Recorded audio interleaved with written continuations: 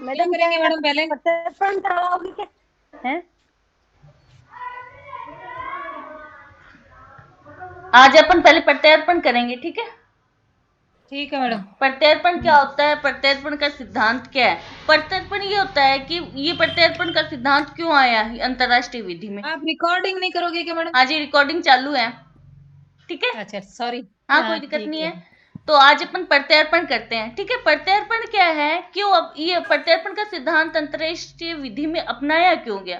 कि कोई भी व्यक्ति जब किसी देश में अपराध करता है, जिस देश का वो नागरिक है, अगर वो अपराध करके दूसरे स्थान पे चला जाता है, क्यों?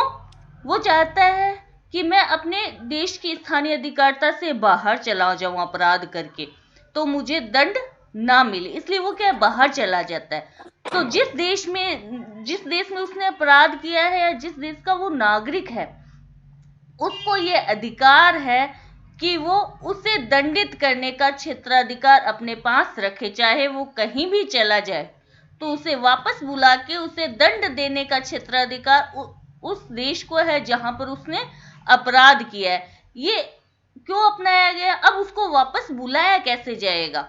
उसको प्रत्यर्पण करके बुलाया जाएगा। मान लो कोई भारत का नागरिक है, उसने भारत में अपराध किया और अपराध करके वो इंग्लैंड चला जाता है, तो अब भारत चाहता है कि मैं उसे दंडित करूं, कि भारत में उसने अपराध किए हैं, वो जारकर्म किया, भारत में अपराध हो गया, वो इंग्लैंड चला जाता है कि इंग्लैंड में जारकर्म अपराध नहीं है, तो वो वहां चला जाता है। लेकिन भारत का नागरिक है, भारत की स्थानीय अधिकारिताओं के भीतर आता है, भारत की विधि के अधीन आता है, तो भारत उसे दंडित करना चाहता है। तो इसलिए उस जो इंग्लैंड गया है अपराधी, उसको जो सॉरी अभियुक्त जो इंग्लैंड गया है, उसको वापस बुलाया जाएगा।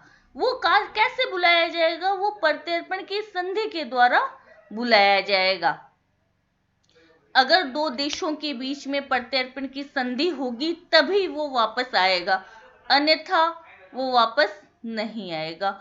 जिस देश में वो रह रहा है, जहां से अपराध करके गया, जिस देश में वो वर्तमान में या एट प्रेजेंट रह रहा है, अगर उस देश के साथ में प्रत्यर्पण मांगने वाले देश की संधि नहीं है, तो उसकी स्वेच्छा है कि वो उस अभियुक्त व्यक्ति को लौटाए या ना लौटाए।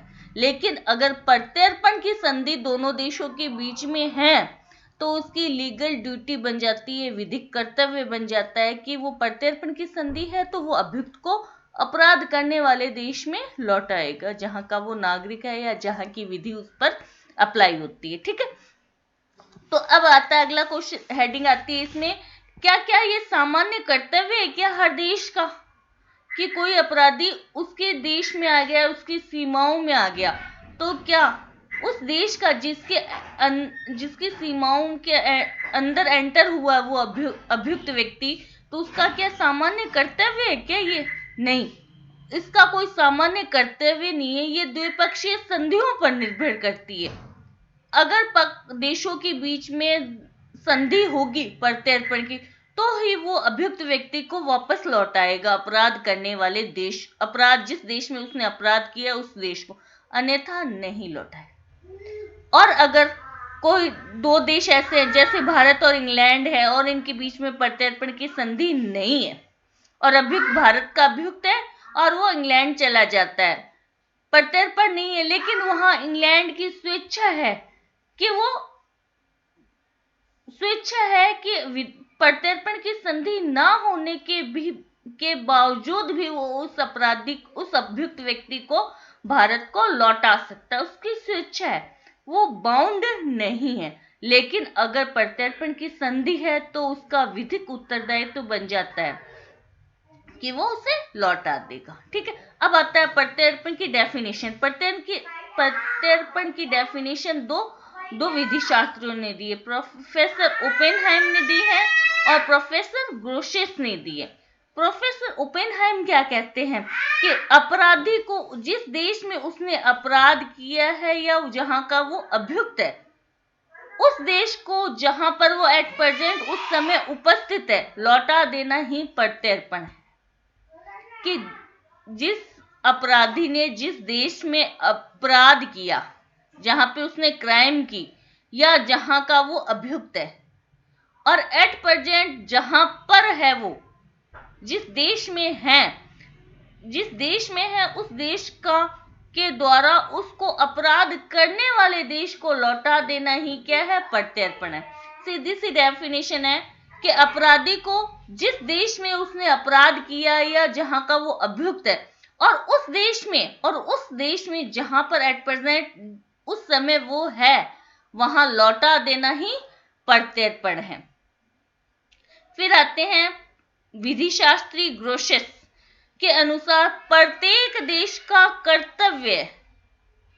ओपनहाइम ने कर्तव्य नहीं बताया, उन्होंने कहा लौटा देना, एक देश का अपराधी है तो उस देश को लौटा देना ही कर्तव्य क्या है? प्रत्यर्पण है। लेकिन ग्रोशेस कह रहे हैं कि प्रत्येक देश का कर्तव्य है कि या तो अपराध करने वाले व्यक्ति को वो स्वयं दंडित करे या उस राज्य को लौटा दे जहां पर उसने कोई अपराध किया हो। ठीक है, क्या है उसका? ये कर्तव्य है कि या तो वो स्वयं दंडित कर दे उस अपराधी को या उस देश को लौटा दे जहां पर उसने अपराध किया था।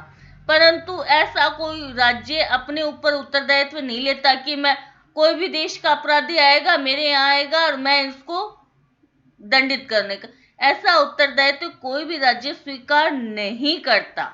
इसीलिए वो प्रत्यर्पण की संधि कर लेते हैं, और प्रत्यर्पण की संधि होगी तभी वो उस अपराधी को अपराध करने वाले देश को लौटा सकते हैं। ठीक है, सिद्धांत रूप में राज्य किसी विदेशी नागरिक को शरण देने में अपना अधिकार समझते हैं। ठीक है, वैसे तो क्या है, शरण देना वो अपना समझते हैं, लेकिन अगर उनके बीच में प्रत्यर्पण की संधि है तो उसको लौटाना होगा। एक अपन ने यही पढ़ा था पहले आश्रय वाले में कि जहां प्रत्यर्पण आश्रय समाप्त होगा वहां प्रत्यर्पण स्टार्ट होगा। किसने कही थी ये बात? स्टार्क ने। चलन वाली भी याद रखनी, स्टार्क की है और ये भी स्टार्क की है। ठीक है, फिर ओपनहाइम ने सही कहा है कि राज्य सदैव विदेशियों को शरण देना अपना अधिकार समझते हैं। अतः प्रत्यर्पण के संबंध में अंतरराष्ट्रीय विधि का प्रथा संबंधी कोई सार्वभौमिक नियम नहीं है। पहले कोई प्रथा नहीं थी कि सब राज्य क्या है, कोई प्रथा संबंधी सार्वभौमिक नियम नहीं है कि सब देशों में ऐसे कोई प्रथा थी। प्रत्यर्पण से संबंधित कोई प्रथा नहीं थी जिसके द्वारा राज्य पर प्रत्यर्पण अधिरोपित किया जा सके, यानी ऐसी कोई प्रथा नहीं थी। ये प्रत्यर्पण का नियम कहां से आया है? ये संधियों से आया है, राज्य पक्षकारों की संधियों के द्वारा। ये अभिसमय बनाए जाते हैं उनके द्वारा ये आया है, संधि की जाती है। अब प्रत्यर्पण का उद्देश्य क्या है? शॉर्ट में अपने को याद रखना है कि एक अपराधी अपराध करके दूसरे स्थान पे चला जाता है तो उसे दंडित करना प्रत्यर्पण का मुख्य उद्देश्य है। जिस देश में उसने अपराध किया है उस देश के द्वारा उसको दंडित करना ही प्रत्यर्पण का मुख्य उद्देश्य है। अगर व्यक्ति ऐसे ही अपराध करके दूसरे स्थानों पे जाते रहेंगे तो क्या है, ये आपराधिकता की भावना को और बढ़ावा मिलेगा, यानी आपराधिकता को रोकने या अपराध का निवारक के रूप में प्रत्यर्पण का काम महत्व है। फिर आता है प्रत्यर्पण। अब अपराधी, मान लो भारत के अपराधी सारे इंग्लैंड चले जाए तो इंग्लैंड देश की सुरक्षा को खतरा उत्पन्न हो सकता है, इसलिए भी प्रत्यर्पण महत्वपूर्ण है। ठीक है, तो मतलब ये है कि एक तो अपराधी को दंडित करना, अपराध को रोकना, और जिस देश में वो जा रहे हैं उस देश की सुरक्षा के उद्देश्य से प्रत्यर्पण महत्वपूर्ण माना जाता है। अब आता है नेक्स्ट पॉइंट, क्या प्रत्यर्पण राजनैतिक अपराधियों का किया जा सकता है क्या? तो राजनयिक जो अपराधी होते हैं, पॉलिटिकल जो क्राइम होते हैं, उनके संबंध में प्रत्यर्पण कभी नहीं किया जाता। ये कहां से हुआ था ये कि राजनयिक अपराधियों का प्रत्यर्पण नहीं किया जाएगा? ये 1780 में फ्रांस की क्रांति से प्रारंभ हुआ था। तो 1780 में एक शब्द यूज हुआ था सबसे पहले,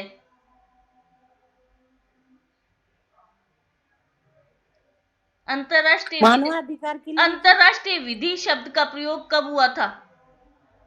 1780 में जर्मी बेंथम। ठीक है, 1780 में ही अंतरराष्ट्रीय विधि शब्द का प्रयोग किया गया था सबसे पहले जर्मी बेंथम के द्वारा।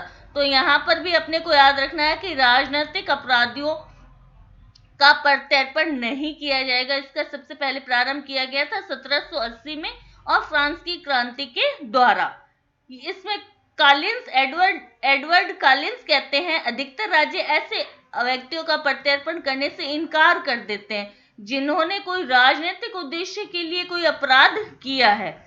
ठीक है, अपराध किया, परंतु राजनीतिक अपराधियों के कानून को लागू करने में इसमें हमेशा ये कठिनाई महसूस होती आई है कि अब कौन से ऐसे अपराध हैं जिनको राजनीतिक अपराध माना जाए और कौन से ऐसे हैं अपराध हैं जिनको साधारण अपराध माना जाए। कई बार ऐसे अपराध होते हैं जो राजनीतिक तो होते ही होते हैं, लेकिन उनके साथ में क्या है, सामान्य अपराध, लूटपाट, चोरी, हत्या, ये भी जुड़े हुए होते हैं। तो फिर अब उनको राजनीतिक अपराध माना जाए या सामान्य अपराध माना जाए, ये विवाद का विषय या जटिल है। कहाँ उसको समझ पाना कठिन है कि कौन सा अपराध माना जाए इसको। तो इस राजनीतिक अपराध को समझने के लिए हम इसमें तीन महत्वपूर्ण प्रयास किए गए अंतरराष्ट्रीय विधि में। यानी कौन से अपराध राजनीतिक अपराध नहीं माने जाएंगे या कौन से माने जाएंगे, उसके लिए सबसे पहले आया था बेल्जियम अनटेटाट उपधारा। बेल्जियम अनटेटाट उपधारा, ये उपधारा 1954 में, लेकिन गलत लिखा है 1954 में, सॉरी 1854 लिखा हुआ है, गलत है, 1856 में आई थी ये उपधारा। नीचे लाइन है, 1856 में आई थी उपधारा। बेल्जियम ने इसको पारित किया था। इसमें क्या था कि एक व्यक्ति था जो फ्रांसीसी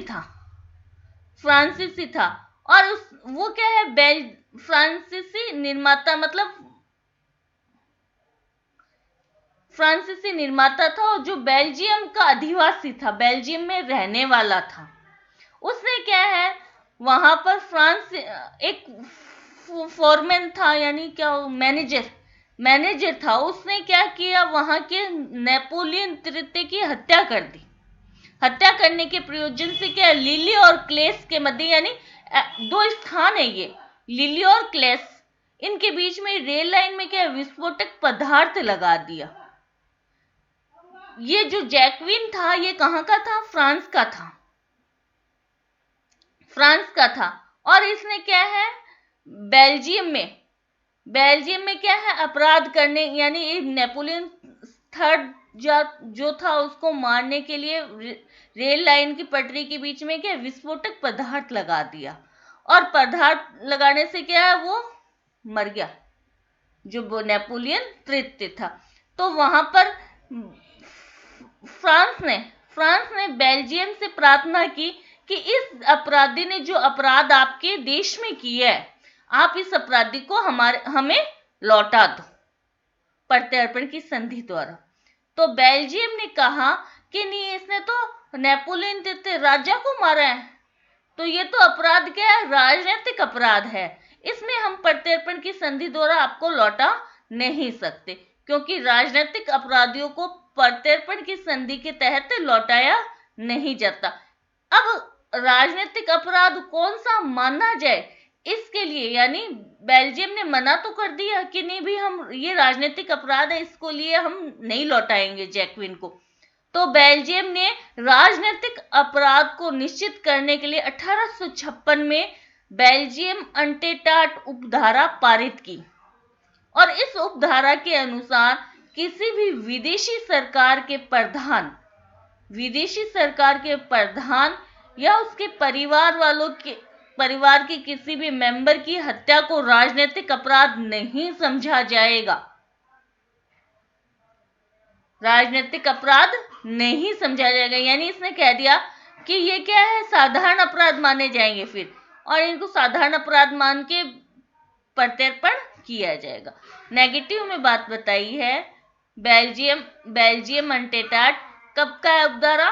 1856 की है, और इसमें कहा गया कि कोई भी विदेशी प्रधान के प्रधान या उसके परिवार के किसी भी सदस्य की कोई हत्या करता है तो वो राजनीतिक अपराध नहीं समझा जाएगा। यानी नेपोलियन थर्ड की उसने हत्या की, 54 हत्या कर दी थी उसने तो, लेकिन ये कब आया? 1856 में आया। तब फिर वो उसको मतलब वो प्रत्यर्पण करना चाहते थे बेल्जियम, लेकिन बाद पहले फिक्स नहीं था कि कौन से अपराध राजनीतिक माने जाए और कौन से नहीं। तो राजनीतिक अपराध को निश्चित करने के लिए बेल्जियम ने 1856 में बेल्जियम अटेंटाट उपधारा जारी की। कहा कि प्रधान या उसके सदस्य की किसी की हत्या की जाती है तो वो राजनीतिक अपराध नहीं समझा जाएगा और उसमें प्रत्यर्पण किया जाएगा। ठीक है, फिर बहुत से यूरोपीय देशों में इस प्रकार की उपधारा पारित की गई। फिर आया 1881 में रूसी योजना। 1881 में सम्राट अलेक्जेंडर द्वितीय की हत्या हो गई। हत्या के परिणाम स्वरूप रूस ने बड़ी शक्तियों को ब्रुसेल्स सम्मेलन में आमंत्रित किया। यानी ब्रुसेल्स क्या है? एक स्थान है जहां रूस ने एक सम्मेलन आयोजित किया था। इसमें प्रस्ताव पारित किया गया कि अब कोई हत्या करता है या हत्या का कोई प्रयास करता है उसे राजनीतिक अपराध ना माना जाए। रूस ने अलेक्जेंडर द्वितीय की हत्या होने के बाद में रूस ने एक ब्रुसेल्स में क्या सम्मेलन आयोजित किया, सभा बुलाई मतलब, और सम्मेलन में ये कहा कि कोई हत्या करता है, मर्डर करता है या अटेम्प्ट टू मर्डर करता है, हत्या का प्रयास करता है तो उसे राजनीतिक अपराध नहीं माना जाना चाहिए। यानी कोई मर्डर करता है या अटेम्प्ट टू मर्डर करता है तो उसको प्रत्यर्पण किया जा सकता है। राजनीतिक अपराध नहीं माना तो उसका प्रत्यर्पण किया जा सकता है।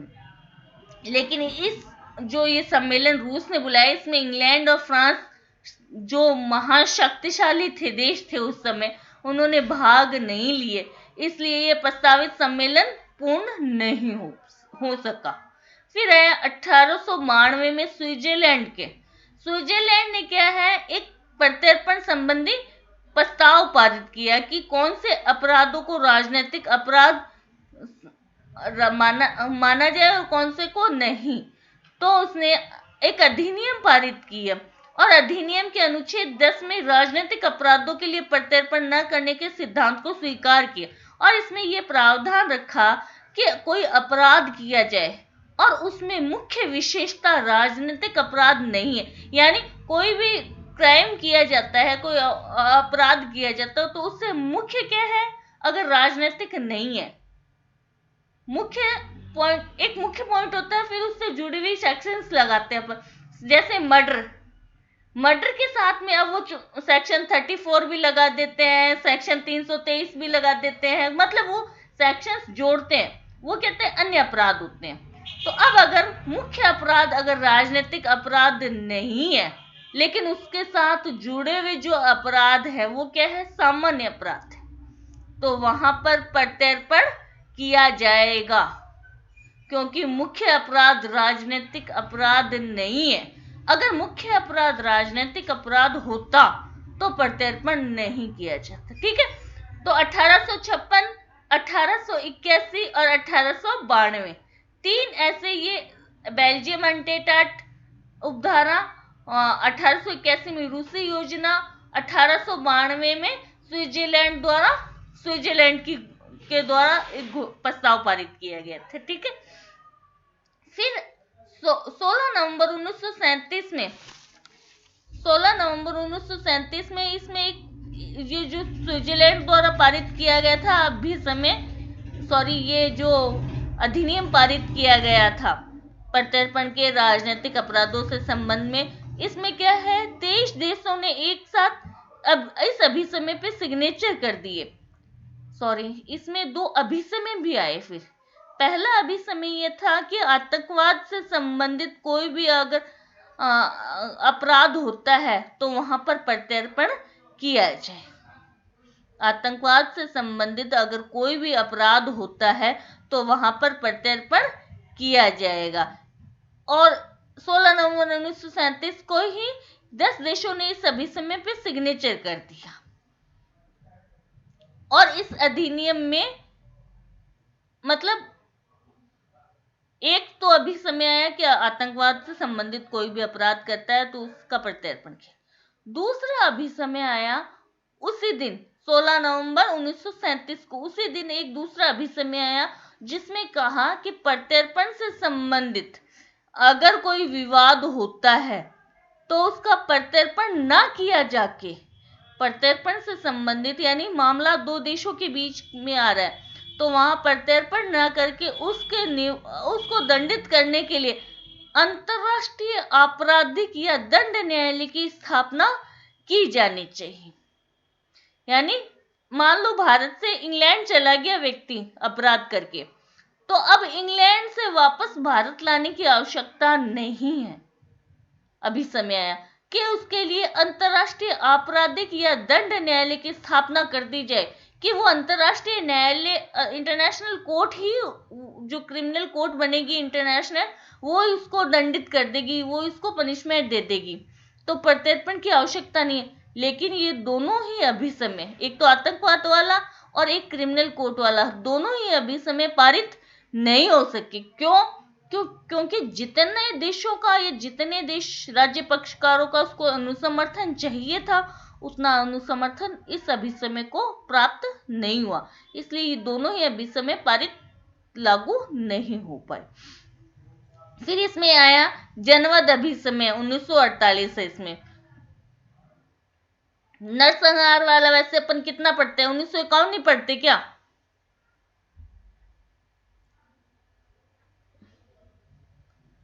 इसमें जनवद 1948 ही लिखा है, ठीक है। तो जनवद वाले में कहा कि जनवद का कोई अपराध करता है तो वो राजनीतिक अपराधी नहीं होगा, उसको क्या किया जाएगा, प्रत्यर्पण किया जाएगा।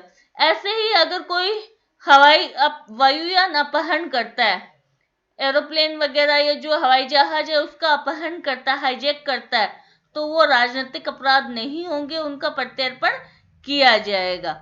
ऐसे ही आतंकवाद से संबंधित कोई अपराध करता है तो उसका प्रत्यर्पण किया जाएगा, वो राजनीतिक अपराधी नहीं माना जाएगा। अब आता है कि राजनीतिक अपराधों में प्रत्यर्पण नहीं करने से संबंधित केस लॉ कौन से, कि राजनीतिक अपराधों में प्रत्यर्पण नहीं किया जाता है। इसके लिए ये दो केस है, रिक्स्टियोनी का वाद है एक तो, और दूसरा है रीम्यूनर, री नाम है दोनों ही, ठीक है। रिक्स्टियोनी और रीम्यूनर, ये दोनों ही वाद में कहा गया कि अगर कोई व्यक्ति राजनीतिक अपराध करता है तो उसका प्रत्यर्पण नहीं किया जाएगा। इसमें क्या हुआ था रिक्स्टियोनी में कि राज्य परिषद के मतलब एक जो संसद थी प्रत्यर्पण की मांगी, क्योंकि उसने क्या है कैंटीन की राज्य परिषद की किसी सदस्य की क्या है हत्या कर दी थी। किसी जब मान लो संसद के किसी व्यक्ति की हत्या कर दे, मेंबर की हत्या कर दे, तो वो राजनीतिक अपराध होगा, तो वहां पर प्रत्यर्पण नहीं किया जाए। रियूमिनर में क्या हुआ था कि कैफे, पेरिस के एक कैफे और कुछ मतलब जो बैरक होते हैं ना, उसमें दो में विस्फोट कर दिए। कोई अराजकतावादी था, मतलब कोई ऐसा व्यक्ति था जो शांति नहीं चाहता था, अराजकतावादी था, उसने बिना किसी कारण ही पेरिस के एक कैफे में और एक तो कैफे में और बैरक में दो विस्फोट किए, दो जगह विस्फोट, एक तो कैफे में और एक बैरक यानी कोई जेल होगी वहां पर उसने विस्फोट कर दी। विस्फोट करके वो क्या इंग्लैंड चला गया। फिर फ्रांस ने क्या, फ्रांस का व्यक्ति था तो फ्रांस ने इंग्लैंड से प्रत्यर्पण की मांग की, तो इंग्लैंड ने कहा कि इसने तो राजनीतिक अपराध किया है, राजनीतिक अपराध किया है। तो फ्रांस ने कहा कि ये किसी सत्ता या किसी पार्टी विशेष से जुड़ा हुआ नहीं है, ये किसी पॉलिटिक्स से जुड़ा हुआ नहीं है, इसलिए इसने राजनीतिक अपराध नहीं किया, ये तो एक अराजकतावादी व्यक्ति है जो शांति नहीं चाहता या शांति व्यवस्था कायम रखने में विघ्न डाल रहा है या न्यूसेंस कारित कर रहा है, तो ये राजनीतिक अपराधी नहीं है, इसका प्रत्यर्पण किया जाए। ठीक है, तो यहाँ पर हुआ तो प्रत्यर्पण हुआ, लेकिन इसमें कहा रिम्यूनियन में इंग्लैंड ने कह दिया था कि ये राजनीतिक अपराध है, इसलिए इसका प्रत्यर्पण नहीं किया जाए। तो अगर क्वेश्चन पूछ लिया जाता है तो वो याद रखना अपने को कि राजनीतिक अपराधियों का प्रत्यर्पण नहीं किया जाता है। पहले तो 3 कौन से बातें हैं जो तय करती है कि कौन सा राजनीतिक अपराध है और कौन सा नहीं? बेल्जियम, रूसी और स्विट्जरलैंड। फिर आता है 2 केस लॉ याद करना है, रिकस्टोनियन वाला और रिम्यूनर वाला। दोनों ही ऐसे वाद हैं जो ये कहते हैं कि राजनीतिक अपराधियों का प्रत्यर्पण नहीं किया जाएगा। फिर आ रहा है कि भारतीय अधिनियम पारित हुआ है। प्रत्यर्पण से संबंधित भारत में प्रत्यर्पण अधिनियम 1962 लागू है या पारित हुआ है। इसमें कहा गया धारा सेक्शन 31 में कि यदि अभियुक्त का प्रत्यर्पण जिस अपराध के लिए मांगा जा रहा है वह राजनीतिक है या अभियुक्त न्यायालय के समक्ष ये सिद्ध कर दे कि उसे दंडित करने का प्रयास किया जा रहा है, वो जिस अपराध के लिए उसे दंडित किए जाने का प्रयास किया जा रहा है वो राजनीतिक है। या तो क्या है, कह दे अपराध प्रत्यर्पण जब मांगा जाता है तभी कह दे कि नहीं ये राजनीतिक अपराध है, इसमें प्रत्यर्पण नहीं मांगा जा सकता। या जब न्यायालय उसे दंडित कर रहा है तो वो ये अभियुक्त ये कह सकता है कि जिस अपराध के लिए मुझे दंडित किया जा रहा है वो एक राजनीतिक अपराध है। तो यहाँ पर दोनों ही कंडीशन में वो कह सकता है कि राजनीतिक अपराधों में प्रत्यर्पण नहीं होगा। तो भारतीय विधि भी क्या है, अन्य सभी देशों में लगभग यही धारणा है कि राजनीतिक जो अपराधी होते हैं उनका प्रत्यर्पण नहीं किया जाना चाहिए या सही नहीं है, ये धारणा चली आ रही है। द्विपक्षीय संधियों में ये नियम सा बन गया कि अगर किसी राजनीतिक अपराधी का प्रत्यर्पण द्वारा वापस प्राप्त नहीं किया और अगर केंद्रीय सरकार को लगता है कि अभियुक्त का प्रत्यर्पण करना सही नहीं था, गलत करवा दिया प्रत्यर्पण, तो केंद्र सरकार अभियुक्त को छुड़वा भी सकती है। कहां पर? सेक्शन 29 में, सेक्शन 29 में। ठीक है, अब आता है कि प्रत्यर्पण कौन से ऐसे अपराध हैं या कौन प्रत्यर्पण के संबंध में कुछ ऐसी शर्तें हैं, कुछ ऐसे प्रतिबंध है, वो कौन से कि किन मामलों में प्रत्यर्पण हो सकता है या प्रत्यर्पण करते समय किन किन शर्तों को ध्यान में रखा जाना चाहिए। पहले कि प्रत्यर्पण हमेशा संधि पर ही आधारित होता है। अगर देशों के बीच में प्रत्यर्पण से संबंधित कोई संधि नहीं है तो अभियुक्त व्यक्ति को वापस नहीं लौटाया जाएगा जिस देश में उसने अपराध किया है। तो यहाँ पर न्यायालय प्रत्यर्पण के विषय में सामान्य नियम स्थापित किए और जो नियम है वो कहाँ से आए, वो संधियों से ही निकल के आए हुए हैं। दूसरे शब्दों में कह सकते हैं प्रत्यर्पण किन किन मामलों में किया जा सकता है या किन में नहीं। फर्स्ट पॉइंट कि राजनयिक अपराधियों का प्रत्यर्पण नहीं होगा। राजनयिक अपराधियों का प्रत्यर्पण नहीं होगा। अब यहाँ पूछेंगे कि राजनीतिक अपराध कौन से हैं, तो वो तीनों याद रखने, 1856, 1881 और 1892 स्विट्जरलैंड। ठीक है, कि राजनीतिक अपराध कौन से माने जाते। दूसरा आता है कि सैनिक अपराधों में भी प्रत्यर्पण नहीं किया जाए। थर्ड आ रहा है धार्मिक जो अपराध होते हैं उनमें भी प्रत्यर्पण नहीं किया जा सकता। फोर्थ आता है विशेषता का नियम कि मान लो एक व्यक्ति भारत में एक तो जारकर्म का अपराध करता है, एक मर्डर का अपराध करता है, एक चोरी का अपराध करता है। 3 अपराध उसने अलग अलग किए, जारकर्म, चोरी और मर्डर।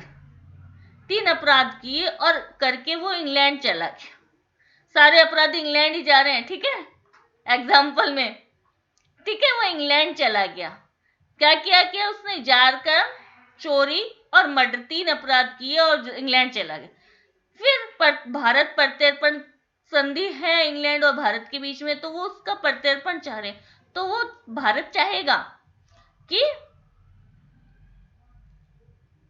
मर्डर के लिए मांगेगा कि भाई ये यहाँ पर हत्या करके गया हुआ है, इसका प्रत्यर्पण किया जाए। अब वो भारत में आ जाता है वापस, अपराधी इंग्लैंड से प्रत्यर्पण की संधि है, इसलिए उसको भारत लौटा दिया जाता है। भारत लौटाने के बाद में उस पर हत्या वाले केस का वाद ही चलेगा, मुकदमा चलेगा। ऐसा नहीं है कि चोरी के लिए से फिर पहले चोरी के लिए चलाएं, फिर हत्या वाला चलाएंगे, या फिर जारकर्म वाला चलाएंगे। तो जिस अपराध के लिए उसका प्रत्यर्पण मांगा गया था, प्रत्यर्पण होने के बाद में उस पर वही मुकदमा चलाया जाएगा, चला सकता है। इसमें केस है संयुक्त राज्य बनाम रोशेर। ठीक है, इसमें क्या है, संयुक्त राज्य बनाम रोशेर। रोशेर का प्रत्यर्पण अमेरिका से इस आधार पे किया था कि ये ब्रिटेन भाग गया था। अमेरिका के जहाज में रोशेर ने क्या है, एक व्यक्ति की मर्डर किया और वो ब्रिटेन भाग गया। ब्रिटेन में क्या है, फिर अमेरिका में रोशेर के विरुद्ध हत्या का मुकदमा चला के उसको बुलाया, मतलब वापस बुलाया। अमेरिका में इस आधार पर करवाया गया था कि अमेरिका का व्यक्ति था, अपराध किया और ब्रिटेन भाग गया। अमेरिका ने बुलाया कि इसने प्रत्यर्पण करो, प्रत्यर्पण किया और प्रत्यर्पण करने के बाद में हत्या के लिए उस पर नहीं चला। फिर केस दायर किया गया कि इसने इसके साथ बुरी तरीके से मारपीट की है, घायल हो गया या बुरी तरह से इसको इंजर्ड किया है, चोट पहुंचाई है। इसके लिए अगर वाद चलता है तो फिर वहां पर वो कह देगा कि प्रत्यर्पण सही नहीं है। क्यों कि प्रत्यर्पण आवश्यक नहीं है, मतलब ये कह सकता है कि उसको केवल उसी जिसके लिए प्रत्यर्पण मांगा जा रहा है उसी वाद का मुकदमा चलाया जाएगा। ये है, ठीक है, प्रत्यर्पण। नेक्स्ट आ रहा है दोहरी आपराधिकता का नियम, कि मान लो जारकर्म भारत में अपराध है लेकिन इंग्लैंड में नहीं है, लेकिन दोनों के बीच में क्या प्रत्यर्पण की संधि है। तो अगर दोनों जगहों में जारकर्म अपराध नहीं है तो प्रत्यर्पण के द्वारा अपराधी को लौटाया नहीं जाएगा। दोनों देशों में वो कार्य अपराध होना चाहिए। दोनों देशों में अगर एक देश में अपराध है और दूसरे में अपराध नहीं है तो फिर प्रत्यर्पण के द्वारा अभियुक्त व्यक्ति को लौटाया नहीं जाएगा। यानी दोहरी आपराधिकता का नियम कह रहा है दोनों स्थानों पे या दोनों देशों में वो कार्य क्या है, अपराध घोषित हुआ होना चाहिए। नेक्स्ट आता है कि प्रत्यर्पण संबंधी अपराध के लिए मतलब अपराध ऐसा होना चाहिए प्राइमा फेसी वो अपराध ही मालूम पड़े। यानी ऐसा कोई छोटा मोटा कार्य किया और वो फिर कहता है नहीं ये तो मेरे घर के अंदर से होके गुजर गया या मेरे खेत से अंदर से होके गुजरा था इसलिए अब इसका प्रत्यर्पण कर दो, ऐसा नहीं होता। प्रत्यर्पण जिस अपराध के लिए मांगा जा रहा है वो अपराध प्रथम दृष्टया वो कार्य के अपराध लगना चाहिए। छोटे मोटे कार्यों के लिए प्रत्यर्पण नहीं मांगा जाएगा। तुच्छ एक्ट के लिए या कार्यों के लिए प्रत्यर्पण नहीं माना जाएगा। नेक्स्ट है प्रत्यर्पण के लिए प्रार्थना आवश्यक अन्य औपचारिकता भी होनी चाहिए। मांगने वाला देश मांगेगा तभी तो देने वाला देश प्रत्यर्पण अपराधी को लौटाएगा। अगर भारत को पता है कि इंग्लैंड में रह रहा है व्यक्ति, यहाँ अपराध करके गया, इंग्लैंड में रह रहा है, भारत मांग ही नहीं कर रहा तो इंग्लैंड क्या घर आके थोड़ी छोड़ के जाएगा, फिर वो प्रत्यर्पण नहीं किया जाएगा। नेक्स्ट आ रहा है कि प्रत्यर्पण का संधि के विषय में जो भी मतलब अभियुक्त व्यक्ति को लौटाने से पहले ही सारी औपचारिकताओं सारी शर्तों का पालन होना अनिवार्य है, आवश्यक है। यानी मान लो कोई कहता है, कोई कह रहा है कि ये इस शर्त का पालन होना चाहिए, ये इस औपचारिकता का पालन होना चाहिए प्रत्यर्पण से पहले, तो जब तक अपराधी या जो अभियुक्त व्यक्ति है उसको प्रत्यर्पण नहीं किया जाता उससे पहले सारी औपचारिकताओं का पालन होना आवश्यक है। केस कौन सा है, सावरकर का वाद है, याद रखना अपने को सावरकर। तो संयुक्त राज्य रोशेर का वाला कौन सा था, विशेषता वाला नियम। ठीक है, विशेषता, 2 ही वाद आए हैं अभी इसमें। संयुक्त राज्य बनाम रोशेर, विशेषता। फिर आता है कि औपचारिकताओं का पालन पहले होना चाहिए, सावरकर, सावरकर, ठीक है, सावरकरवाद। फिर नेक्स्ट पॉइंट आ रहा है कि जिस समय प्रत्यर्पण मांगा जा रहा है जिस देश से, उस समय अभियुक्त व्यक्ति का उस देश में होना आवश्यक नहीं है। कि जब किसी व्यक्ति के ऊपर दोषारोपण होता है कि उसने देश में अपराध किया है तथा संबंधित देश उसके प्रत्यर्पण की मांग करता है, तो आवश्यक नहीं है अपराध के समय अभियुक्त व्यक्ति उस विदेशी देश में उपस्थित हो। मान लो ए व्यक्ति है भारत का निवासी, ए व्यक्ति है भारत का निवासी है और उसने इंग्लैंड में जाके कोई अपराध किया, इंग्लैंड में जाके कोई अपराध किया और इंग्लैंड से अपराध करके वो अमेरिका चला गया, अमेरिका चला।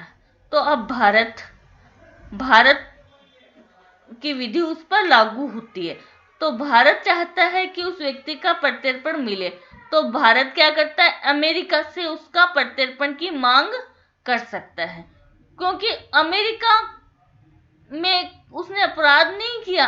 अपराध तो कहाँ किया, इंग्लैंड में किया था। लेकिन जब प्रत्यर्पण की मांग की जा रही है, उस समय अपराध करने वाली जगह अभियुक्त का होना आवश्यक नहीं है या उस देश में भी होना आवश्यक नहीं है, फिर भी प्रत्यर्पण की मांग की जा सकती है। फिर एक केस लो, इसमें है ये राक्स बनाम गॉडफ्रे वाला वाद है कि जिस समय प्रत्यर्पण की मांग की जा रही है, उस समय उस व्यक्ति का विदेश में उस उपस्थित होना भी आवश्यक नहीं है, वो कहीं पर भी हो फिर भी प्रत्यर्पण की मांग की जा सकती है। नेक्स्ट आता है इसी में केस लो मुबारक अली बनाम बॉम्बे राज्य। क्या उसने क्या, एक भारत में सेशन कोर्ट, मुंबई सेशन में सेशन न्यायालय में वाद चल रहा था और वो वहां से पाकिस्तान भाग गया, वहां से वो इंग्लैंड भाग गया। भारत ने इंग्लैंड से प्रत्यर्पण की मांग की और उसे बंबई लाया गया और जेल में रखा गया। उसने कहा उसके विरुद्ध धोखाधड़ी के अपराध का वाद, धोखाधड़ी करने का वाद अपराध था और उसे न्यायालय के समक्ष जब प्रस्तुत किया तो उसने कहा कि जब वो धोखाधड़ी हुई तो वो तो भारत के बाहर था, उसने तो क्या पाकिस्तान में धोखाधड़ी की थी। पाकिस्तान में तो न्यायालय ने कहा कि चाहे वो कहीं भी है, अगर उस पर भारत की विधि या भारतीय न्यायालयों की अधिकारिता उस पर लगती है तो वो चाहे कहीं पर भी अपराध करे तो उसका प्रत्यर्पण मांगा जा सकता है। फिर आ रहा है कि प्रत्यर्पण द्विपक्षीय संधि पर निर्भर करता, अपन ने पहले भी पढ़ लिया ये बात कि प्रत्यर्पण क्या द्विपक्षीय संधि होगी पक्षकारों के बीच में तभी किया जा सकता है, अन्यथा नहीं। तो इसमें संधि होनी चाहिए, अगर एग्रीमेंट या सिर्फ करार है तो वहां वरन करार ही नहीं वरन औपचारिक संधि का भी होना आवश्यक है। सिर्फ करार है कि भाई हाँ प्रत्यर्पण कोई अपराधी आता है तो हम लौटा देंगे, एग्रीमेंट होता है, कॉन्ट्रैक्ट नहीं बनती। तो फॉर्मल कॉन्ट्रैक्ट होना जरूरी है दोनों देशों के बीच में। अगर फॉर्मल कॉन्ट्रैक्ट नहीं होगा तो फिर प्रत्यर्पण की मांग अधिकार पूर्वक नहीं की जा सकती। नेक्स्ट आता है पॉइंट कि कोई भी देश अपने राज्य के नागरिकों को या अपने देश के नागरिकों का प्रत्यर्पण नहीं करेगा। Ram Babu Saxena versus state of Punjab, sorry Ram Babu Saxena versus the state है, ठीक है, द स्टेट राज्य ही है, इतना ही वाद है ना। फिर आ रहा है कि अब भारत में कौन सा एक्ट है, प्रत्यर्पण, भारतीय प्रत्यर्पण अधिनियम 1962 का वाद है, एक्ट है। इसमें कहा कि किन किन अपराधों में प्रत्यर्पण नहीं, अपराधी को का प्रत्यर्पण नहीं किया जा सकता, वो ही है, सिर्फ सेक्शन बता दिए। सेक्शन 31(1) में बताया कि राजनीतिक अपराधियों जो अपराधी होते हैं या राजनीतिक प्रकृति के जो अपराध करते हैं वहां पर प्रत्यर्पण नहीं किया जाएगा। 31(2) में बताया 31 सेक्शन 31(2) में बताया, सब क्लोज 2 है कि अगर प्रत्यर्पण जब मांगा जा रहा है, मान लो ए ने पैसे उधार ले लिए, बहुत सारे पैसे ले लिए और वो इंग्लैंड चला जाता है, भुगतान करता नहीं है।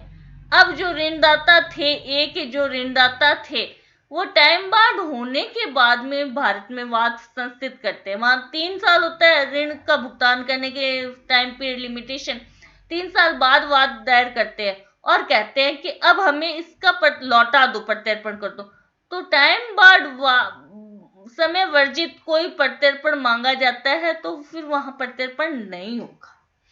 थर्ड आ रहा है विशेषता का नियम, कि जिस अपराध के लिए प्रत्यर्पण मांगा गया है उसी के लिए फिर उसको दंडित किया जाना चाहिए।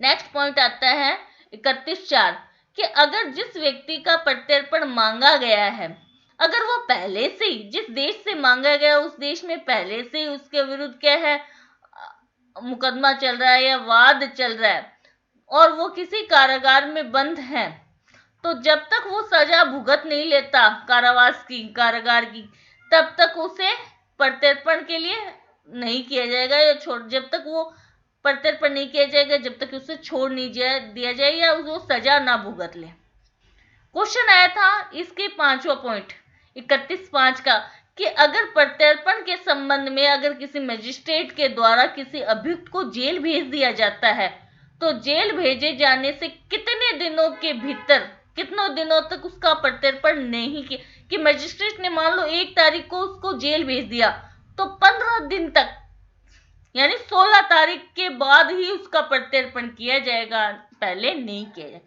मजिस्ट्रेट ने क्या है, उसको अभियुक्त को जेल भेज दिया, कारावास की सजा दे दी, तो चाहे 4 दिन दी, चाहे 5 दिन दी, चाहे 1 महीने दी, तो जब तक कारावास में उसको 15 दिन नहीं हो जाते तब तक उसे नहीं भेजा, प्रत्यर्पण नहीं किया जाएगा। अब इसमें आगे बताया है सेक्शन 32 में कि केंद्रीय सरकार की ये पावर है कि वो प्रत्यर्पण न करने के संबंध में, केंद्रीय सरकार की ये पावर है कि उसे लगता है कि प्रत्यर्पण क्या है, बहुत ही छोटे मामले में मांगा गया है या प्रत्यर्पण सद्भाव से नहीं, सद्भाव गुड फेथ में नहीं मांगा गया है, उसको वापस वहां ले जाके दंडित किया जाएगा या प्रताड़ित किया जाएगा, या प्रत्यर्पण करना केंद्रीय सरकार को लगे अनुचित है या नीति के विरुद्ध है, तो क्या कर सकती है केंद्रीय सरकार कि जो प्रत्यर्पण की कार्रवाई उसे वहीं रोक देने का आदेश दे सकती है, वहीं रोक देने का आदेश, या ये आदेश दे दिया है कि वारंट को कैंसिल कर दो,